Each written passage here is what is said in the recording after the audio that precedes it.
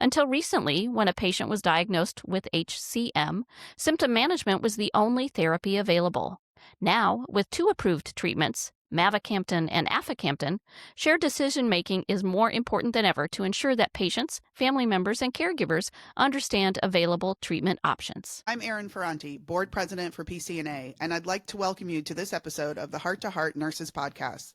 PCNA is the proud home of cardiovascular nurses and one of the leading figures in the fight against cardiovascular disease. We have the resources you need for your day-to-day practice or to follow your passion to new areas of learning and growth. Welcome to our audience for this third of a three-part series that explores the human side of hypertrophic cardiomyopathy. Our previous episodes discussed signs and symptoms, guideline-directed disease management, and the role of shared decision-making in patients with HCM. Today, we're joined by Lora Peppard, and we're going to be talking a little bit more about the psychological impact of HCM on patients and how nurses and other healthcare professionals can help patients improve their quality of life and their outcomes.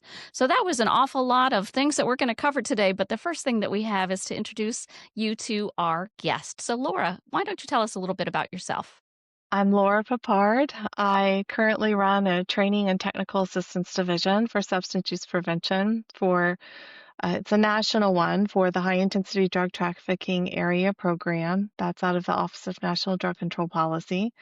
I've been a psychiatric nurse practitioner for 22 years and served on the board of the American Psychiatric Nurses Association. I've done a deep dive into connection and what we call health promoting relationships in the current work that I do. Well, we are so excited to have you sharing your expertise with our audience today. And as I mentioned in our introduction, we're going to be talking about hypertrophic cardiomyopathy, but many of the things that we are going to discuss today are really applicable across the board when it comes to chronic diseases. And I think we all recognize that having a serious chronic disease can be just incredibly stressful for the patient, for the caregiver, for the family, for even the healthcare professionals that are working with that patient. And I'm wondering if you could talk just a little bit more about that stress, that anxiety, and how that really impacts those with chronic diseases. sure. I mean, all of us go through challenges and all of us encounter stress in varying degrees in any given day. And stress levels, we always say in psychiatry and psychiatric nursing that, a mild to moderate stress level actually is okay. You want that. It drives us in some way where our body is wanting to alleviate that in some way, and it's a motivator. If you think of it on a continuum of, let's say, a scale of 1 to 10, 10 being complete panic and the worst anxiety that you've experienced or stress that you've experienced, and 0 being nothing. We usually hover around a 3 to 4 in terms of that's something that will drive us and get us going and moving towards a goal that we have or a fear that we might want to eliminate or a relationship we might want to repair.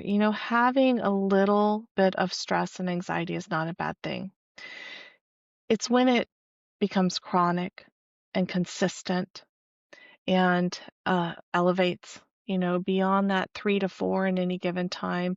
And not to say that you can have stress levels of 8 to 10, and as long as they're short-lived, you take a test, right? Maybe you get a ticket when driving. These are all episodic situations, and over time, the stress level goes down pretty quickly. But when we encounter that higher stress level for long periods of time, and stress can be driven by loneliness, it can be driven by pain, it can be driven by fear of the unknown. And so when that lingers for long periods of time, then we start to see physiological effects and emotional effects and behavioral effects. I suspect that all of us have had these periods, as you've described, of short-term stress because it's life. And you've also described how this chronic stress can be indicative of some kind of underlying conditions, perhaps, or maybe some things that maybe feel out of our control. So, for example, if somebody has experienced an injury, a loss, and that anxiety stays at an elevated level for a long period of time, we all recognize that there's some physiological changes that occur in our bodies with the levels of cortisol that increase and inflammation, perhaps, that occurs, depression, and all kinds of things that are associated with whatever the situation might be. So I'm wondering if you have any suggestions, any clinical pearls, any words of wisdom that you could provide to healthcare professionals to share with patients, to share with family members, to share with the community that is dealing with these kinds of stresses, and in ways that we can help enable them to decrease that stress or at least address those stressors in their lives. Sure. You know, I was a practicing provider for 22 years, and I really appreciated the large evidence base of strategies that I had at my fingertips, right? And what I think I've come to more fully appreciate over the last 3 to 4 years is beyond those evidence-based strategies that we're trained in, whether you're a licensed professional counselor or nurse or medical doctor or uh, medical tech, whatever it is, you have a touch point with humans and those who are suffering or those who are trying to navigate difficult situations, whatever it is, really.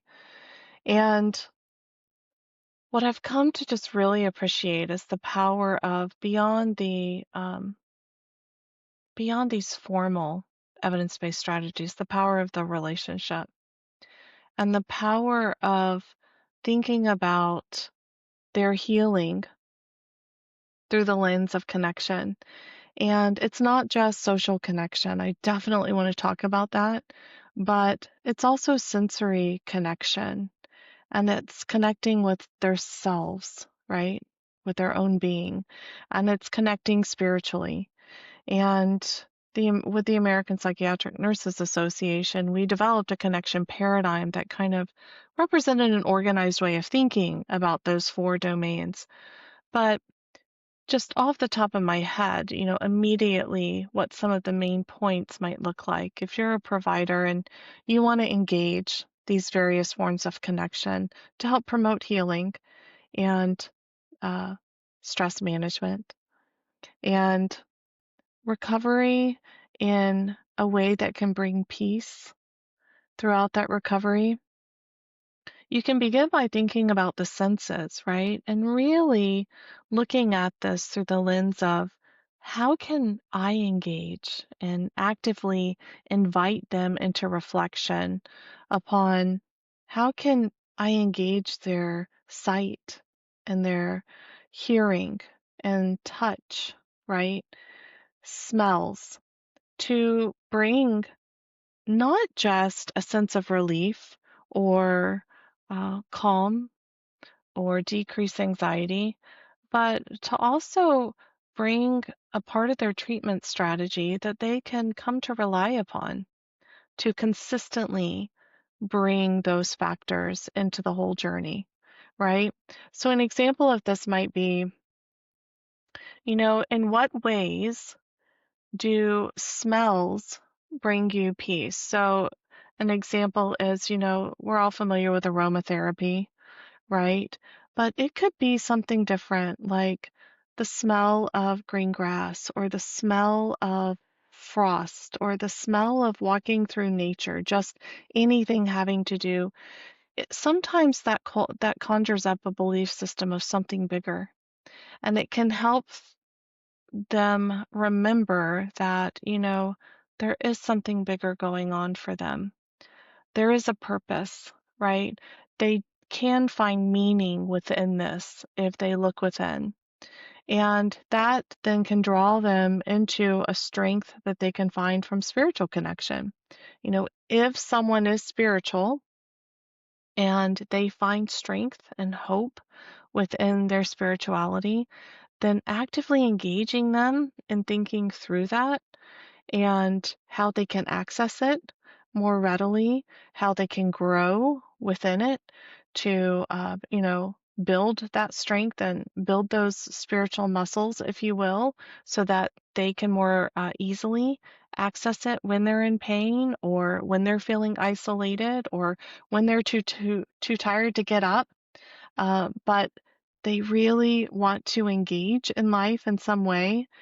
So, sensory connection really facilitates connection in all of these other domains, like spiritual connection and even connection with self.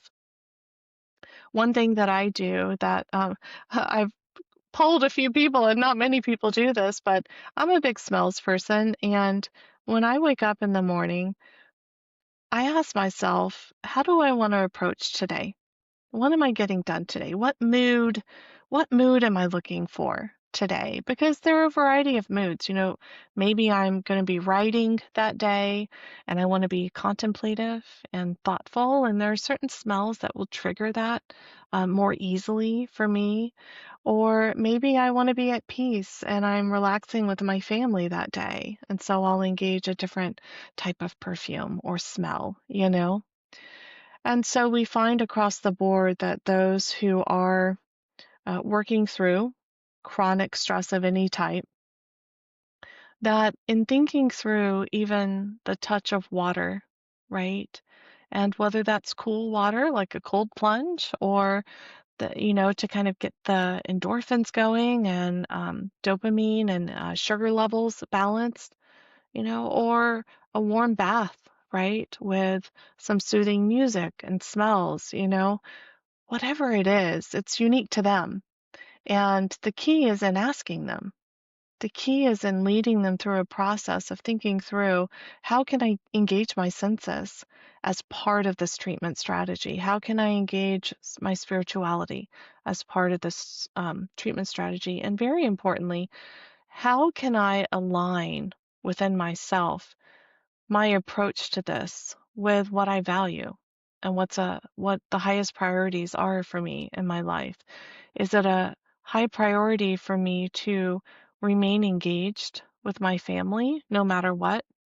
Is it a high priority for me to rest and not do as much, right? Be able to say no to certain things so that I can build an environment of recovery for myself. So, as providers, we have these tools at our hands, and it simply is a conversation and talking with them and thinking deeply with them about that. Laura, I really appreciate the fact that you have given us a variety of self care strategies that we can share with our patients in terms of allowing them to recognize where they are in any given moment of any given Right. day and how best to address that. And we're going to take a quick break and we will be right back. For more education, resources, and tools for your clinical practice, visit PCNA.net. You'll find CE courses, patient handouts, and more, all free to access.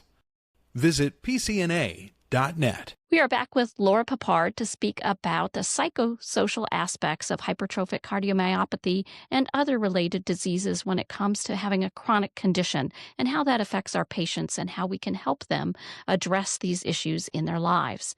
You had mentioned something earlier about the relationship that a professional might have with a patient or a provider might have with a patient.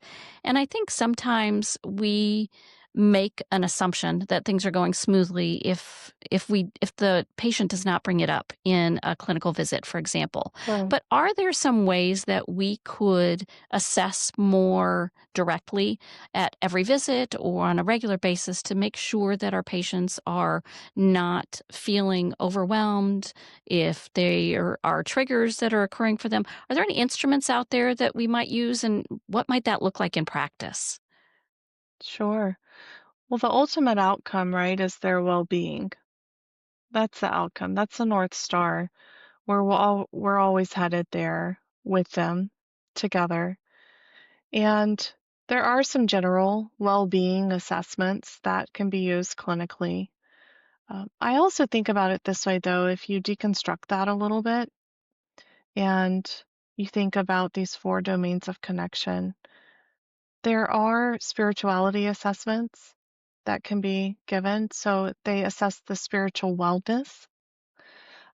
And that's kind of a neat thing to do for those in which spirituality is a source of strength and hope for them. Sometimes that opens their eyes to habits that maybe have waned, and maybe that's something like they used to pray every morning and that stabilized their day for them. And maybe they're noticing they're not doing that anymore because they wake up in pain, you know? So other types of assessments might be relational health, social health, and their ability to engage social connection. We know the science is clear that we need relationships to be well, physically and emotionally, mentally, right? We need them, and our life is shorter. Our life is shorter. Our odds of survival are significantly decreased when we don't have social connectedness in our lives. So, asking simple questions around if we break down what a relationship is, around the frequency of social connection. How many times are they able to have a touch point with someone and a meaningful conversation? Because the science is also clear that the more deep and meaningful the relationships are, the better they are in terms of increasing that odds of survival.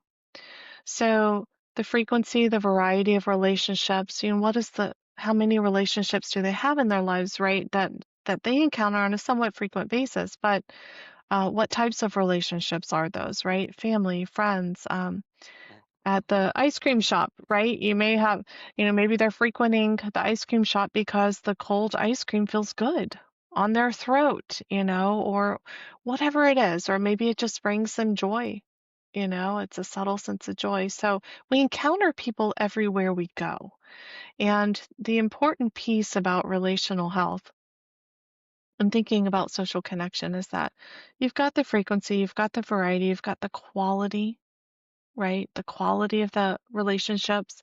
And we can intentionally move into higher levels of quality in our relationships. So asking them not just about the quality of their existing relationships, but how are they able to engage? To what extent is that satisfactory to them, right? Or satisfying? To what extent is it bringing comfort in some way to talk with someone? Not just about what they're experiencing, but just to have a conversation and feel like they matter. And so I honestly would recommend an assessment of mattering. If you can do it, they've got them out there. This has been an area, the mattering science has been an area we've been diving into. And so, just sticking on the topic of what we can do to screen for opportunities, right, to enhance their approach, I would think about it through different lenses. And well-being is a nice universal one, but then the more specific you can get, the more specific then you can get in the strategies to address those areas for growth. And mattering is a big one, and it leads a little bit into this discussion around isolation, but being able to assess to what extent do they feel valued and add value. And Zach Mercurio's work in this field is priceless, in my opinion. I think he's really exposed a lot of what we need to consider. Here's another screener. If you want to think about assessing their ability to flourish, there are flourishing screens out there. I'm reminded of the work of Christie Bethel. She's done a lot of work when it comes to flourishing science, especially for youth, for early childhood and into adolescence. Believe it or not, every state measures flourishing now, thanks to her work. There's a flourishing database and an index of sorts where we get graded as a state on how well we're doing according to the youth in our state. And early childhood as well. So positive childhood experiences are kind of attached to that. But yeah, flourishing, well-being, social connection, and then their ability, I would say finally, their ability to what ability, to what extent are they able to identify what they value in any given day, orchestrate their life around that, and operationalize it, align with that in their daily behaviors, in their daily thoughts, in the way that they feel. So they're making a lot of decisions every day, and we are as well as providers working with them. And so helping them to make that connection between and activate their agency is a big thing, right? Activate their agency to, you know what, I'm feeling out of control in certain areas of my life, but I actually do have control in these areas. And leaning into those will help to strengthen their ability to recover and remain at peace. As you can be well even in the context of suffering. You can be well even in the context of navigating very difficult things. And our science has given us some glimpses into some strategies for that. So, for these patients with diseases like hypertrophic cardiomyopathy that are progressive, that are challenging, as you've described, would you recommend that we take a different lens when we look at measurements such as activities of daily living? For example, if the grocery store trip or the trip up and down the stairs is starting to become more of an issue, uh, that might be a segue for us to look at some of these other more intangible things that you've described, which still are measurable, but people don't necessarily recognize. Do you see the connection between what we're measuring in terms of, yes, they can walk 10 steps today, they could they could walk 20 steps the last time I saw them, and a conversation about these really important health-related issues such as flourishing? Yeah, you're making me think about if physically limited, and let's say one of their values is mobility, right? And being able to get around, and that's a common one, right? Being able to live life to its fullest as we define fullest, right? And oftentimes chronic disease or anything that limits us in any way will cause us to question what is most important, right? What is most important to me within this context where I'm not able to achieve what I traditionally have always been able to achieve, right? How does that influence then my mindset and a shift possibly in then what does become important to me? And oftentimes, that might shift a value, meaning this: if you're not able to go out and enjoy your friendships in the same way, right? If you're not able to um, share a meal together in the same way, or walk that park together, or reconnect, taking a step back and looking at what was it that I was getting from that activity, right? What was it? Peeling it back. And beyond the exercise or beyond the good food, right? You may discover that what you were getting is a sense of feeling understood, of feeling truly seen by that person, um, feeling some sense of mattering or love, agape love, this kind of universal love, or even a friendship love. And it includes with parents, and with other family members, or even it's just kind words that are offered by a teacher or a provider, right? And it's a moment that you have with them. And if we can step back and ask ourselves, and providers can help anyone, but especially those sitting right in front of them, think through, you know, what is it about those activities that were satisfying to you, that were meaningful to you. And often we'll be able to get to the heart of it, right? Or the spirit of it, which is that, I felt better because I felt connected. I felt like I contributed, or I felt like I was worthy, or that I had something to offer, or that I could overcome something difficult. And, lifting a little higher than that, even, we start tapping into a belief system. And they probably cultivated or built or reinforced something really positive that made you feel good. And you probably didn't even recognize that they were fostering this healthy, positive belief within you. You just know that you enjoyed that activity or being with that person. And primarily this relates to relational health, but not always. It could be going for a run. What you really enjoyed about that was you were able to clear your head. You were able to experience decreased anxiety, right? And so if we can lift higher and look at the belief system and what we hold to be true, and maybe once uncovered, then we can think through different strategies to get there that might, revolve around us not being able to get out as much, right? But it doesn't mean we have to be socially disconnected. It doesn't mean we have to forego the precursor, what drives why we were doing it in the first place.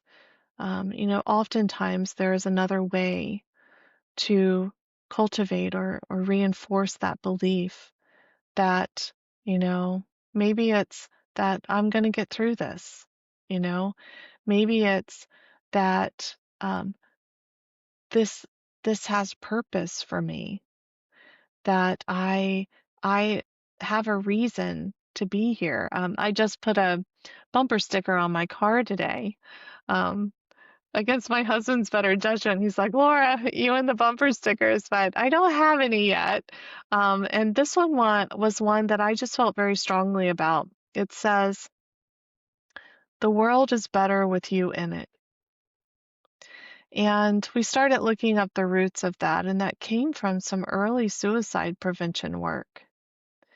And when I think about isolation, it's isolation from what? What are you feeling isolated from? And let's start teasing that out and putting language to it and putting character to it so that we can uncover, what it is that it was bringing in for you, what it is that it was growing or building, so that you can possibly look at it from a different angle and apply different strategies. I think practically for some individuals, one of the ways that we can provide this sense of community for individuals is through patient resource groups. It's a way for individuals who are facing similar circumstances to have a chance to have a directed kind of conversation with some of these both higher level thinking, but also here's how I address not being able to go to the grocery store, kinds of practicality, kinds of things. And in many ways addresses the whole person as a result. And for practitioners that are finding not enough hours in the day to get everything done, I think it's a nice way for us to be able to support patients with strategies, with connection, with ways to learn about themselves and learn from others and also contribute to others. And I find that for some patients that are in these groups, it really is a literal lifesaver for them because it may be the only time that they get a chance to connect with other people during the course of their day. It's kind of like the Meals on Wheels kind of methodology of making sure that somebody has a touch point every single day or several times a week at least. And I think that's a practical strategy that often works too.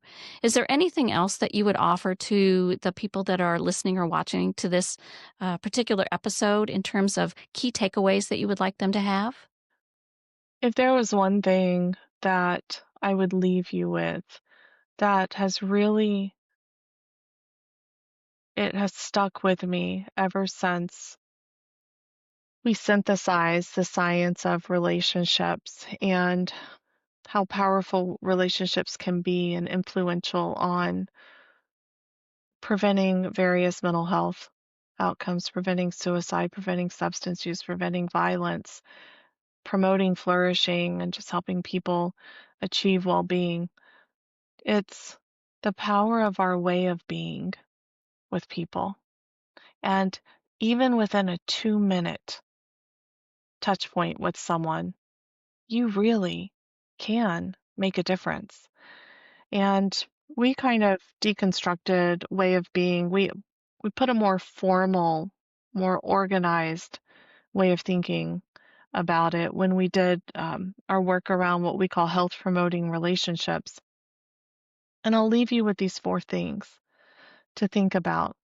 In any given moment with anyone, not just a patient or a client or a friend or a loved one, or a colleague, they're all important, you know. Ask yourself, what belief am I cultivating in this person in this moment, right? Think about that. Let that rise to the forefront and be a priority for you when you have these encounters with people. And then beyond that, think about 4 intentional strategies within your way of being that you can employ that the science shows actually helps to cultivate beliefs like, I am seen and loved. I'm seen. No matter what you tell me, I'm not going to run away, right? I'm seen and I'm loved. I matter. I can overcome hard things.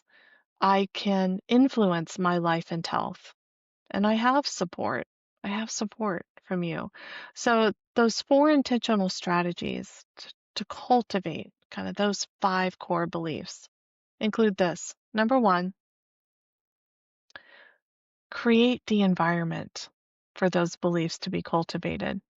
Ask yourself, what physical and emotional atmosphere am I creating in this moment? Or have I, think about in an office setting, what are people thinking when they first walk in and they see, do they see a messy office? Do they hear music, peaceful music? Do they smell something specific? Do I give them a hug, right? Do they feel something? How's my tone of voice when I greet them? And what norms or standards am I creating within that environment? What can they expect when they're coming back to see me, right? So that's number 1, create the environment so that you can cultivate those protective beliefs. Number 2 is facilitate connection. And think about those. There are 16 what we call facilitators of connection. And these are qualities or attributes like humility, patience, non-judgment, kindness, authenticity. There's 16 of these within the connection paradigm and health promoting relationships. But if we can engage these, and I'm telling you, it is hard to authentically, patience is another one, right? Like to authentically engage these and be fully present with them, right? Full presence is another one. But to recognize the value in the depths of what true patience looks like, right? So studying them one-on-one is not something that people do often, but I highly recommend it and bringing that into the approach. So that's number 2. In what way, how am I connecting with this individual? So what environment am I creating? How am I connecting with them? Is it as effective as it can be? Am I bringing my most connected self forward? And am I engaging these facilitators to promote connection with them so that they build trust with me and they feel seen? And then the third one is something we call micro skills. And micro skills are words and actions, sometimes even our thoughts, but primarily words and actions that we can use, like small, specific ones, to cultivate those beliefs. So a great example of this is to cultivate the belief of I matter, right? So keep in mind, you've already thought about the environment. You're now fully present with them and you're engaging those facilitators of connection. And then to cultivate the belief of I matter, Mercurio recommends that we think about a three-part process. The first is noticing. Am I asking about how things have been? You know, how did the past 24 hours look for you? And do I notice things about them? You know, do I notice that you've come in with a journal that has some really deep thoughts in it, and you've spent time clearly thinking about this, and I'm noticing that, and I want to know more about it. I'm curious. That's another universal micro skill, being not just fully present, but I'm curious. You know, you matter to me. I'm curious about what drove some of those thoughts, right, that you have in that journal. So I'm noticing that. And what courage and vulnerability it took to write down some of those things, right? And how strong you are to and insightful you are to really be thinking through how this illness is permeating multiple dimensions of your life. You know, that insight is of great value. And so then beyond noticing, the second step is affirming the unique strengths and talents that they're bringing to that moment, to their journey, right? So beyond the courage and the insight, right? I see within the peer support group that you're attending every week, right? You sharing your experience with journaling is making a difference. It's making a difference in others. I notice how they're responding to you and how they're asking you questions. Can you see that the impact that you're having by sharing your journey and your experience? So noticing, affirming kind of these unique strengths that they're bringing forward and the impact that it's having. And then the final step is needing. So what he means by that is within your words and your actions, sharing with them how you rely upon them, how you need them, how you rely upon them um, as someone who is taking control and responsibility for their journey. You're relying on them. Let's say in this case, you really are fully committed to this treatment plan, you know, and that really helps me as your provider to walk with you through this because I'm relying on you to maybe it's a medication or maybe it's a certain exercise that you've asked them to do or there are certain things they can be doing at home. And how wonderful it is that you are committed to this and you're doing this and it's helping. And it helps me then explore complementary options. It helps me to hear from you what's working and what's not. You know, so thank you for giving it your all, right? And for fully investing in your treatment because this matters to me as much as it does to you. And, you know, we're partners in this together. And so these types of micro skills, noticing, affirming, needing, expressing need, right? These are micro skills through our words and our actions. And when actions might look something like you're leaning in, right? And you're fully present in that conversation with them. And you're not distracted by that phone that's going off or the beeper or the Apple Watch or the other people that might be coming in and out of the room. They know that you're fully there with them. And then the final intentional strategy in the way of being, right? And this is actually a pretty good one. I hadn't fully connected it until we started talking through this. But once you have that trusting relationship with them, you've created the environment, you've facilitated connection, you've engaged your micro skills, right? It's all in an effort to cultivate these protective beliefs, right? That we know will help them propel towards well-being. You can leverage that and you can facilitate skill development within them that can also equip them to cultivate those beliefs. And these are things like maybe you teach them how to grow gratitude. Maybe you take 4 or 5 minutes, not even, it doesn't even take that long for grow gratitude, but you lead them through an exercise. Maybe you teach them an exercise on self-compassion. Maybe you go through hope mapping and you go through an exercise of cultivating hope through goals, pathways, and agency. They are much more likely to receive the coaching from you, to receive that skill development from you, if you've done those other 3 things in your way of being. And so, in sum, creating the environment, facilitating connection, engaging those micro skills through words and actions, and developing skills within the person that you're sitting in front of, right? Or maybe it's over the screen. You can do all these things through multiple methodologies, but that's a 4-part way of being, intentional way of being, that the science shows can help send people much closer towards well-being. And it's something that I just recently looked up the origin of the word intention, and it struck me. It's Latin.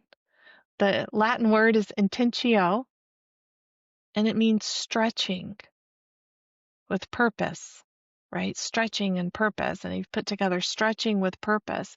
So intention, as a provider, if you move into your moments with those with any chronic condition, and you say, you know what, I'm going to stretch with purpose today. And the purpose is to promote their well-being and to promote their flourishing. And I have these 4 strategies that I can engage to do that. That's what I hope everyone will take away from this podcast. And together, we can change culture in healthcare. We can create a culture of well-being within our healthcare system. Lora Peppard, thank you so very much for being with us today and for sharing your strategies for helping make the world a better place for our patients, for ourselves, and for everyone that we encounter. This, again, is a third of a 3-part mini-series on the topic of hypertrophic cardiomyopathy. Other episodes will include information and resources for healthcare professionals and also the perspective of patients. So we look forward to you sharing those nuggets with us on those other episodes. Some of the resources that Lora shared with us, we will be making sure that we put those in the show notes so that you have those accessible to you to use in your clinical practice or your daily efforts. I would like to thank you again, Lora, for being with us today. I'd also like to thank our supporter, Cytokinetics, for this particular podcast episode mini-series, and we're really grateful to all of our listeners. This is your host, Geraldine Warfield, and we will see you next time. Thank you for listening to Heart Nurses. We invite you to visit PCNA.net for clinical resources, continuing education, and much more.